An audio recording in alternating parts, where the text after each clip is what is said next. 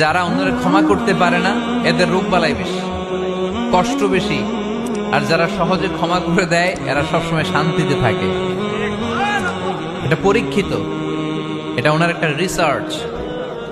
এরপর আমেরিকাতে একটা স্টেট আছে ম্যাসাচুসেট। এই ম্যাসাচুসেট জেনারেল হসপিটালে একজন পৃথিবী বিখ্যাত সাইকিয়াট্রিস্ট বসে, মনোবিজ্ঞানী, নাম হচ্ছে প্রফেসর হারবার্ট বেনসন। এই হারবার্ট বেনসন উনিও ওনার সব রোগীদেরকে দিয়ে একটা ফর্ম পূরণ করায়। সেখানে উনি কিছু কোশ্চেনার ছুড়ে দেয়, প্রশ্ন করে আর উত্তর নেয়।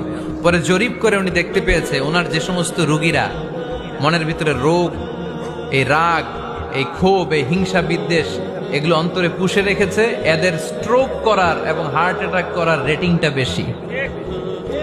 এরা মেন্টাল স্ট্রেসে ভোগে বেশি।